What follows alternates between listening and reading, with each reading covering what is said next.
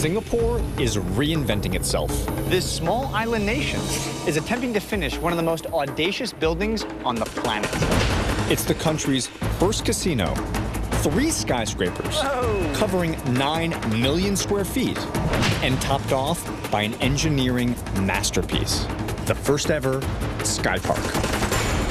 Longer than 3 football fields, with gardens, swimming pools, and restaurants, all higher than the Seattle Space Needle.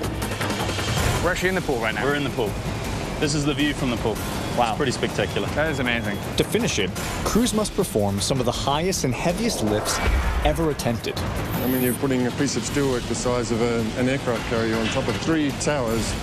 Tackle one of the largest paint jobs on the planet. You would never do this in America. And erect one of the longest cantilevers in the world. 200 feet out over nothing. Oh my God, that's enormous.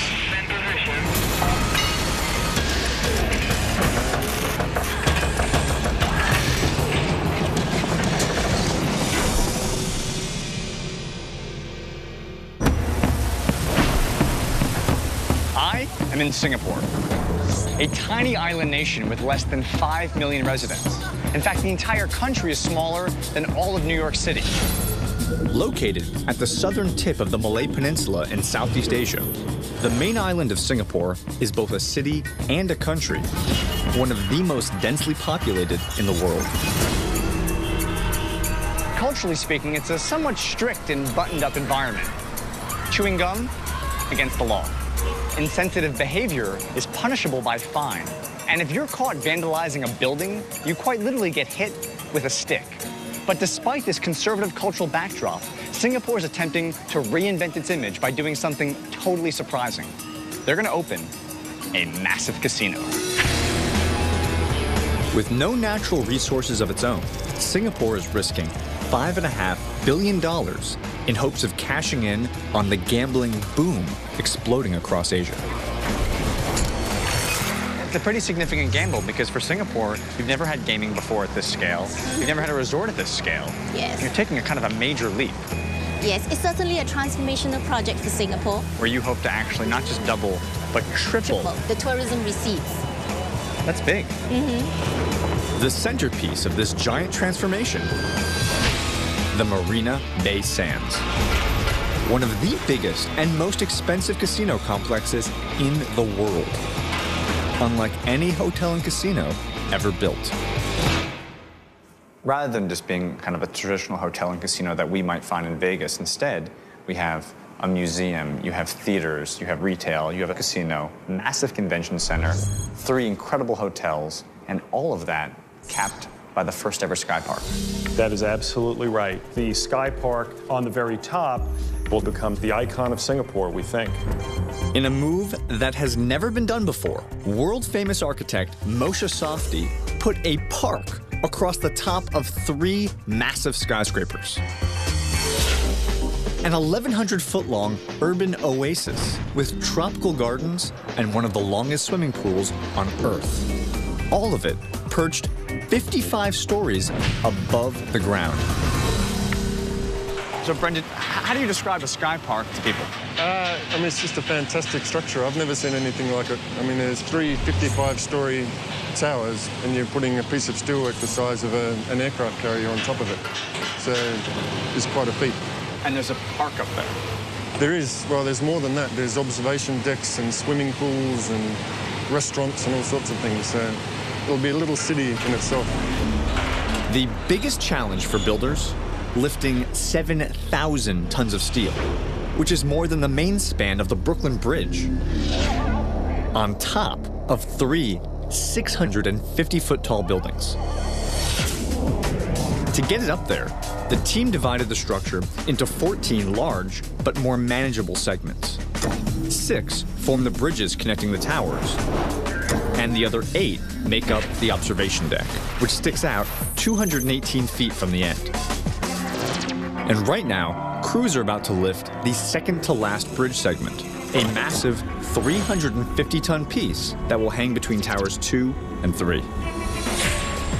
It's a little after 7 p.m., and on most job sites, it'd be quitting time, right? Folks would be going home. But here in Singapore, we're about to begin one of the most critical lifts in the entire project. That bridge segment right there, an over 356-ton chunk of steel, is about to get lifted up over 650 feet in the air. I mean, you know, in principle, this sounds crazy, right? Yes. I mean, we're actually taking a bridge, lifting it up, and putting it on top of 2 skyscrapers. Yes. This has never been done. Never done. So, I mean, you got to be a little bit nervous to get this thing up. Oh, definitely. Yeah. We have to get it right. Lifting this piece will take some of the strongest hoisting cables ever designed. Going up? All right, Solomon, up here? Yep.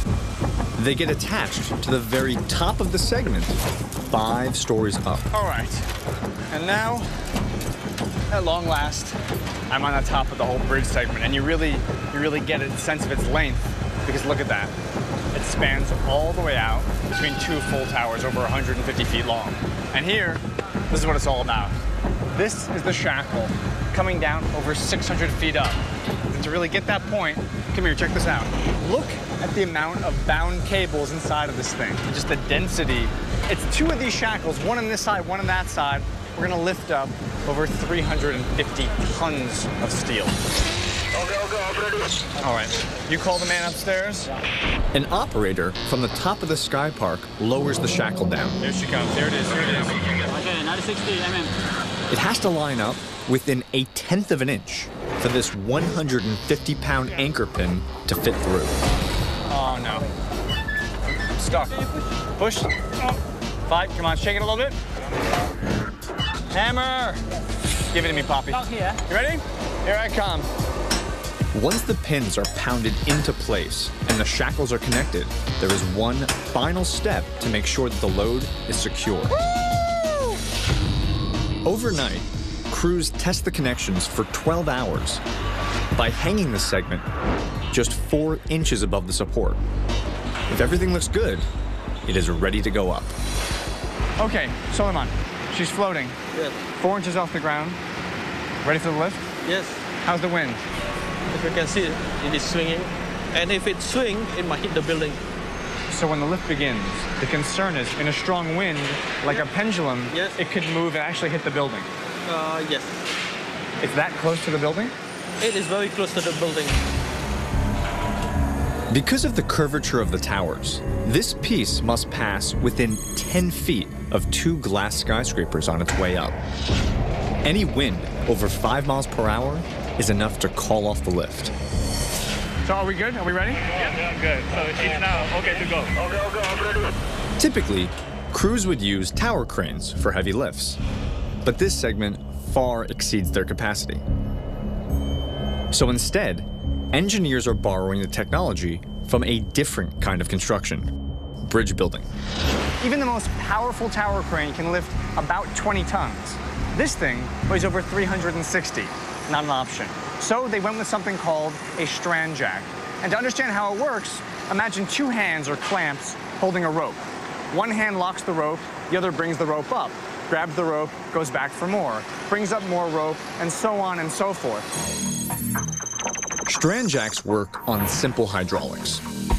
A bundle of 22 half-inch diameter cables passes through 2 clamps. The top clamp grips the strands and moves up almost 2 feet. Then, the bottom clamp locks the cables in place while the top moves back down for the next pull-up.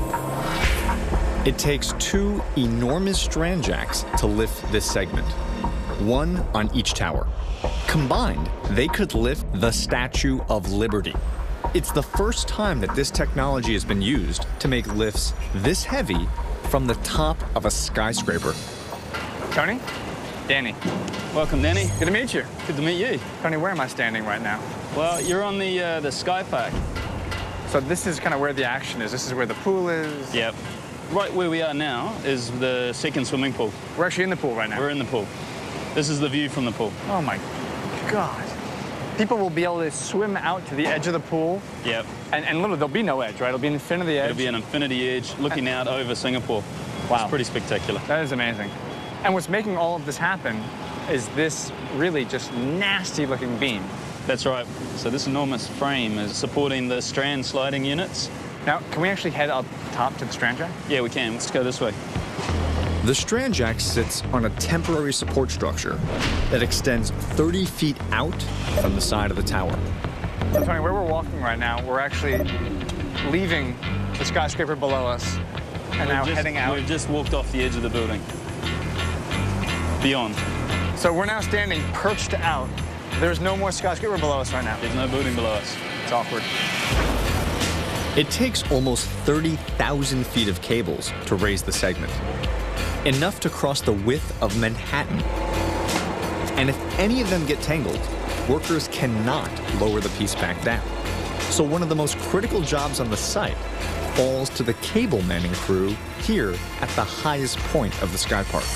Okay, so I am now standing at the very top of the strand jack. And you know that because right here, this is it. This is the top of the cables.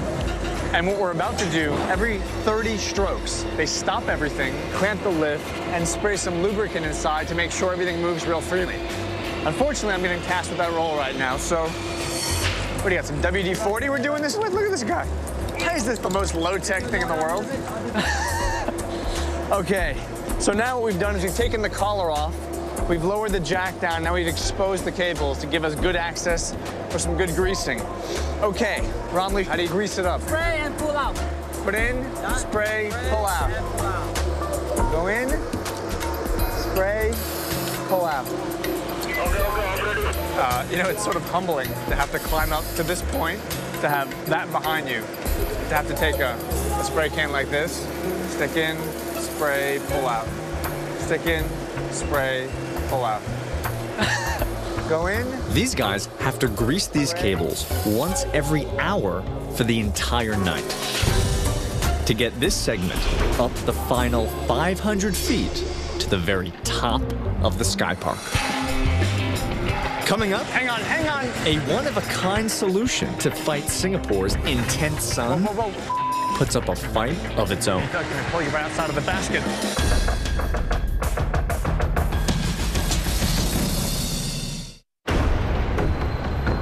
Singapore is just 14 miles long. And with literally nowhere else to expand, this tiny island is increasing its footprint by actually filling in the sea, creating almost 1,000 acres of land on which to build an entirely new downtown. So tell me something. If I was standing here 5 years ago, what would I have seen there? Well, 5 years ago, you wouldn't see the floating gallery, you wouldn't see the wheel, you wouldn't see Marina Bay Sands, neither would you see the financial center. So this is a radically different skyline in just 5 years' time. Yes. Singapore's evolution involved 30 years of land reclamation, followed by 5 years of construction, all culminating with the Marina Bay Sands. So 5 years ago, this would have been called the old downtown of Singapore. Yeah. And now with the Marina Bay Sands completed, this becomes the new downtown. Yes, absolutely. The Marina Bay Sands 3 hotel towers will offer guests phenomenal views of Singapore's new downtown. But they also had to be a stunning centerpiece for the city's redevelopment. So, to define their curved silhouette, the architect clad the tower facades with 1,900 glass fins, which also perform a key functional role for the building. The western face of the towers gets the most intense afternoon sun, so when the light hits the fins, they actually deflect the sun's rays, casting a shadow that reduces the heat on the hotel rooms by 20%, while still enabling clear views of the bay. But this distinctive design feature is also one of the most difficult to install.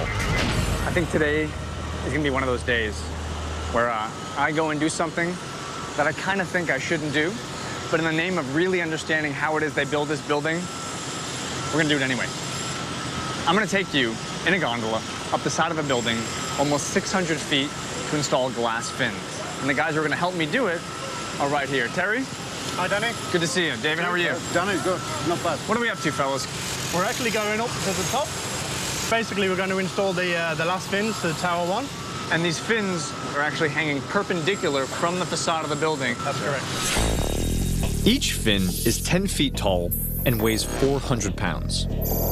They're hung in straight vertical lines, protruding up to 4 feet from the side of the tower. Because the facade actually curves outward 5 degrees at the top, there would not be enough clearance for the SkyPark lift to pass by. So 12 fins in the upper corners of each tower were left off until now. So this is it. We are closing up the curtain wall of Tower 1. Yes, big milestone. Big milestone. All right. Take me over to my maker. Let's do this. Okay, no problem. Lead the way. Terry's crew installed the fins from a 6-foot-long gondola hanging off the side of the building. Okay. We doing? All right. You gotta be kidding me. It's basically the size of a bathtub, swinging from 2 sets of 650-foot-long cables tied to the tower. Show me the safety, please. It's so precarious that I'm going to be tied to a separate cable in case the main cable fails. Okay, thing is on. This goes up. That's in the case of dying. 1 beaner, 2 beaner, 3 Forster, chin strap, pants. I mean, there's really nothing else you need. Just gonna hang some glass to my boy Jay. 600 feet in the air. Right, man? Give me some skin. Buddy? We're gonna be great. Yeah, here we go. The gondola travels at just 0.2 miles per hour. Here I come. Moving along, just moving along. So it'll take me more than a half hour to reach the top. Oh my God. This gondola looks like it was built by the Unabomber. Sometimes I don't really feel like I give you exactly what's going on for me right now, so I want to give you just a little taste of what I'm seeing. There is a fantastic view of Singapore. There is Jay, my chatty friend. And there is not a good situation. All right, we're almost near the top, and you can tell because the building is beginning to bend back on itself and get closer to me. Right there, check it out, we're about 80 feet from the top of the building, and you can see, if you look up, you can actually see the missing glass panel. And as I approach the top of the skyscraper, they're prepping the glass. There she is. Oh, the wind is really moving up here. That looks safe. Hey, fellas! How are you? How are you? Okay. Nice weather, huh? Okay, this is something you don't see every day.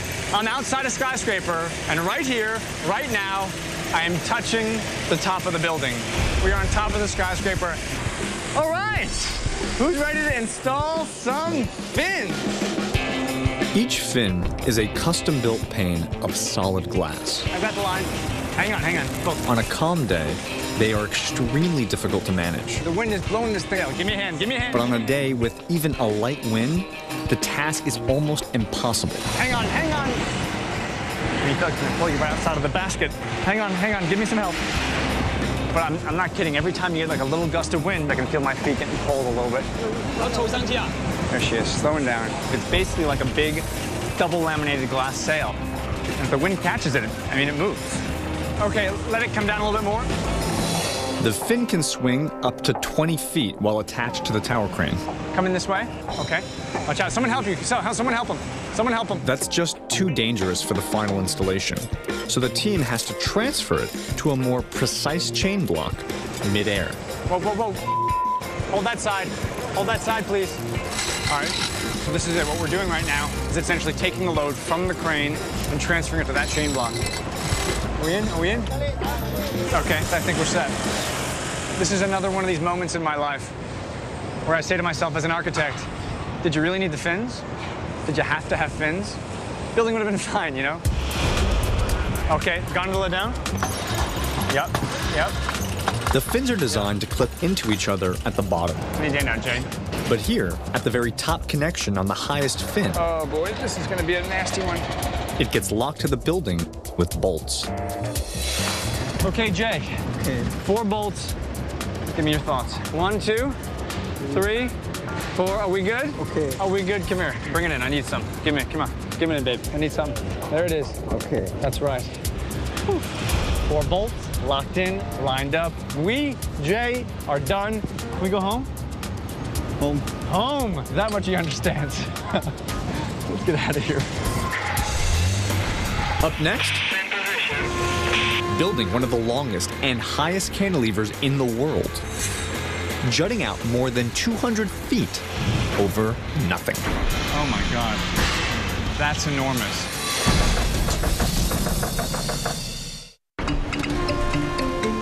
Singapore's new SkyPark is the first of its kind. A steel structure longer than an aircraft carrier, on top of 3 skyscrapers taller than the Seattle Space Needle.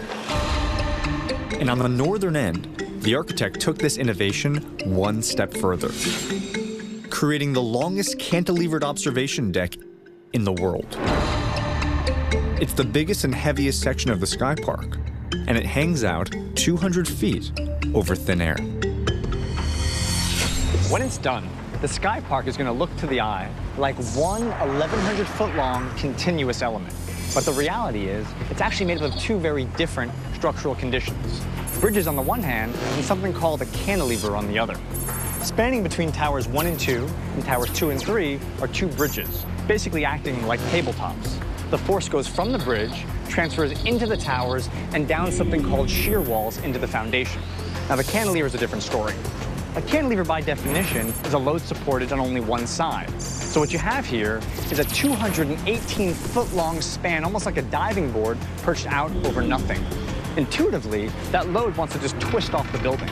So to keep it down, they've put not 1, but 2 700-ton backspans holding down the cantilever. The 2 backspans weigh as much as a fully loaded freight train. But that weight is critical to balancing out the cantilever, which will jut out longer than a 747 from the end of Tower 3. There are 860 tons of structural steel that make up the 218-foot-long enormous cantilever.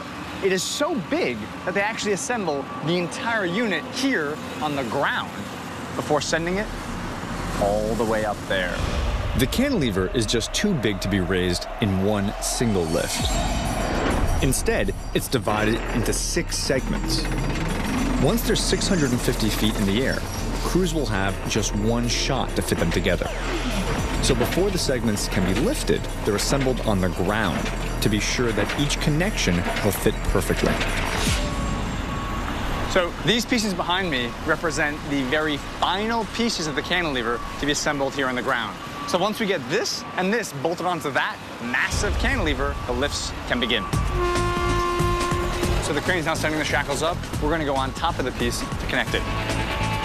The piece we're attaching today is 12 feet tall. Come on, jungle gym style, baby. And it weighs 30 tons, as much as 2 Mack trucks. A crane will lift it over to the rest of the cantilever using 4 extra-large shackles. So Viram's now tightening up this shackle. So shackle number 1, 2, 3, and 4 are all connected. The next step is to take the piece that I'm standing on, lift it up, and extend that cantilever another 50 feet. You ready? Knuckles? Knuckles! All right. You ready, Knuckle Man? Knuckle Monster, you got it. Nux Magoo, come over here for that. Bang! We are ready to go. Okay, I'm ready. So what they've done is they've just put a bit of tension in the line, lift the piece just off the ground to make sure the shackles look nice, and they know where the center of gravity is. So are we good? Are we ready? Yeah. All right, let's go. She's off. Out of our hands. Now the crane's got her. He's gonna swing her all the way around this way. What's really worth noting is as you look at this thing, this massive floating piece of steel, it's not but a small fraction of the entire cantilever that's going up there. Even with 1.5 million pounds of steel, this cantilever will still be susceptible to the problem facing all structures: movement. All buildings, all bridges, even all cantilevers have a natural frequency, meaning they move ever so slightly.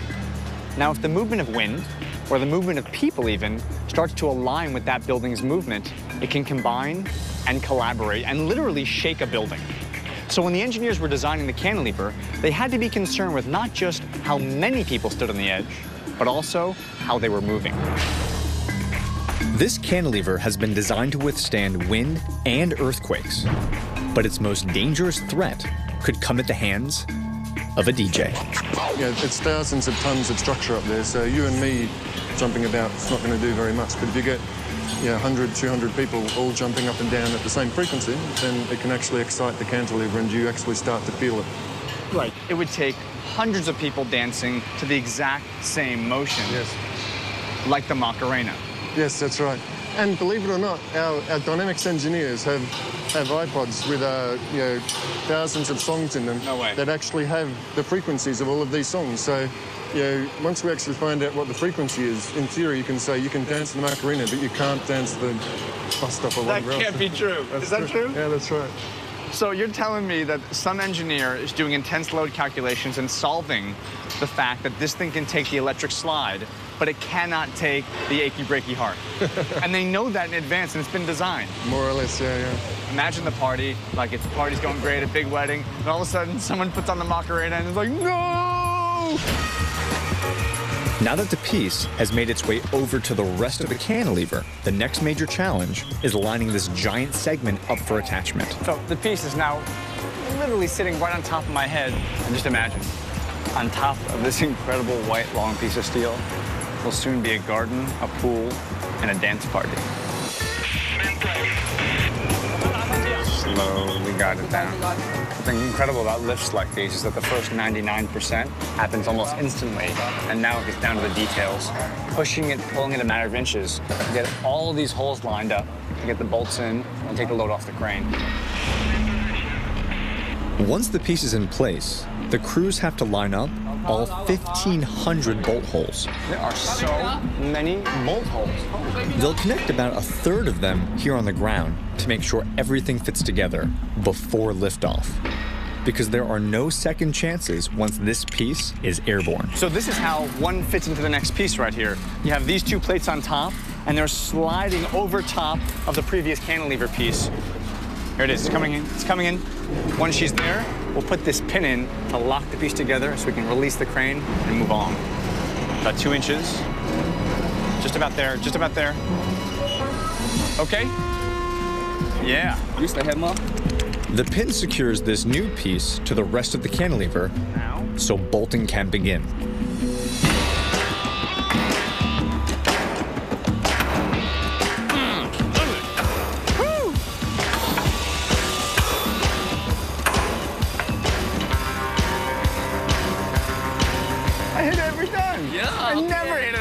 Man, I never do that. Usually I like break a finger and knock some steel off the thing and almost break the hammer most of the time.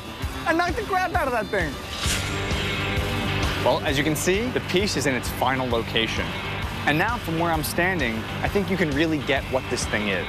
An 860-ton, 218-foot-long steel diving board that's going to be perched out over 600 feet in the air. And coming up, a hotel like no other, with a lobby bigger than a cruise ship, wrapped in glass. This is probably one of the most spectacular corridors I've ever seen. Right. But first, what is the maximum number of people the SkyPark can safely hold at one time? The answer after the break. The answer to the trivia question. 3,900 people can safely be on top of the SkyPark, but only 900 of them can be on the cantilever. Singapore is the gateway to Southeast Asia. And for the past century, its economy has depended on its location as one of the world's busiest shipping ports. But this city is in the midst of a makeover. When the Marina Bay Sands opens later this year, Singapore will instantly become one of the largest gaming markets in the world, putting it in the same league as Las Vegas, Atlantic City, and Macau. When Macau opened their casinos, they looked to the past for inspiration. You have the Venetian in Las Vegas, you have the Venetian in Macau. Carbon copy, only bigger. But here in Singapore, a country so focused on image, they didn't want to mimic what came before them, but instead, they're trying to literally reinvent the idea of a hotel casino. The difference comes down to design. The typical casino model involves a giant gaming floor with a flashy attraction out front and a hotel connected in the back. But with the Marina Bay Sands, the architect actually separated the hotel from the casino and relocated the attraction on top in the form of a SkyPark.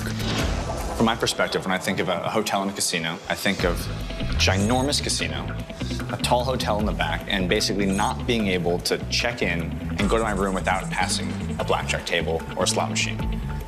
This doesn't follow that model.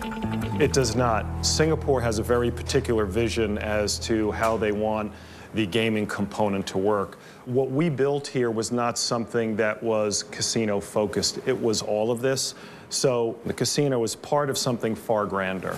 And key to making that happen is not just building a set of normal, typical, expected structures, but instead to do something like that. Correct. This revolutionary design carries over to the hotel towers themselves. To create a hotel lobby like nothing before, the architect actually split each building apart for the bottom floors, creating one long tapered space linking the three separate towers together. The three hotel towers are all connected by one long continuous atrium. And that atrium is covered in glass. This massive 9-foot-long panels that we're about to take from down here and install right up there. 3,500 individual panels will hang throughout the atrium, transforming this space into one 850-foot-long tube of daylight. So Terry, once the scaffolding comes down behind that glass, this whole chamber is going to be just awash in light. Yes, that's correct. And these spaces literally link all three hotel towers and let you look from one end of the building all the way down to the far end. That's correct. So this is more than just a kind of connective hallway from one hotel to the next. It's not just a corridor. This is not a corridor. No. And if it is, it's probably one of the most spectacular corridors I've ever seen. Correct. The atrium glass is a key part of the tower design, but it also plays an important functional role in sealing up the building. With hotel guests arriving in just 6 months, the delicate job of hanging all that glass needs to happen quickly. Now, why is it so important to get the glass on the atrium and button up the facade? The vital bit is we actually have to make the building watertight as quickly as possible to enable all the final finishes to commence on the inside. So all the sheetrocking, carpeting, wallpaper, painting, that sort of stuff can't happen if moisture can still penetrate the building. That's correct, yes. So today we are going to be headed, where, up there? We're going up to the top and we'll be installing the top piece of the glass. So we have a big task ahead of us. Either way. To finish the atrium on schedule, Terry's team has to install 200 panels a day, about 5 every half hour. So here the guys are, they're just getting the glass ready. A task requiring 8 international Hello, teams sir. of glazing specialists. I'm White. Why? Nice to meet you. Nice to meet you. Yeah. So why, you're one of the installers? Yes. And you've been installing glass how long? Over 10 years. My experience is over 10 years. Your experience is over 10 years. Yeah. My experience is almost 10 minutes. 10 minutes. 10 minutes? 10 minutes. So this is going to be a very good team. Yeah. You and me together. Master and apprentice. Are you ready? Yeah. I am ready. Let's get there. Let's do this. Yes. Let's hang some glass. Why and Danny? Why? Because they said so. Let's do it, why? We're installing the 3rd highest panel in this section of the atrium, more than 100 feet from the ground. Safety harness? Why? I want you to be safe the whole time. In addition to Y and me, it'll take 10 other workers to install this 550-pound panel. The crew on the ground applies suction cups to the glass and then sends it up on an electric hoist to meet the crew in the air. Here it comes. Check it out. And waiting for me, hello, my brothers! You guys ready to rock and roll with myself and Y? Ready? The big team. This is it. This is the Singapore Glass Stallions. All right, here it comes. It's a big piece of glass, huh? Why? Yes. What are we doing? What's the first step? The first step is we need to take off the handle. Yeah. So I'll take off that side, you take off that side? Yeah, take off only the handle. Turn only. Yeah, yes. All right, I don't want to drop it, though. Don't want to drop it. Okay. The panel is supported by a backup system of smaller suction cups to help guide the piece on its way. Okay. Oh, okay. Yeah, okay, guys. It's okay. Let go? No, it's too scary. I'm not going to do it. Okay, I did it. I'll 坐上去啊. And just like the glass fins outside of the towers, we'll finish maneuvering this panel into place with the chain block. Okay, guys. Okay, so the chain block has lifted the glass panel to just about the height, as you can see, of the previous panel. So the next step is to push it in and get it locked into place on the brackets. Okay, why? Should we bring her in? Yeah, the last one. The interior work for the hotel cannot get started until all the atrium glass is hung and the lobby is watertight. I'm pushing, why? So to speed up that process, 20 attachment brackets come pre-installed on the atrium wall frame. They sit horizontally so the glass can slide into place. There we go. And then we'll turn them vertically to lock the panel to the building. Do I need the screwdriver? No, you use the power tools. I'm old school, why? Power tools. I'm old school. You make sure all the pressure bar must be tight because the hand power is not standard. You haven't seen my hand power, why? Yeah, hand power. Tight, yo. Huh? Check it, wife. You don't trust me, check it. You have a look. That's just good stuff. Yeah, good. Very good. All right, so all 4 sides are locked into place, and this glass panel is now fully supported by the building. So therefore, why I'm pulling the plug. Suction is coming off. 3, 2, 1. Okay. All right. Very nice. Yeah. Look at that. Nice, huh? Very nice. Why from Malaysia? Yeah. And his team do this 25 times a day. Best partner. And in just 6 months' time, this entire atrium will be covered in glass and shimmering with natural daylight. Okay. It's you and me. Go home. Now, go home. And by go home, I mean hang glass the rest of the day. Up next, racing to finish one of the largest paint jobs in the world. We're going to use a brush. Yeah, brush. This brush. Yeah, this brush. After 30 years, Singapore's ambitious downtown redevelopment is nearly complete. Its crown jewel, the $5.5 billion Marina Bay Sands, is due to open in just 6 months. And crews are racing to complete the hotel's complex facade.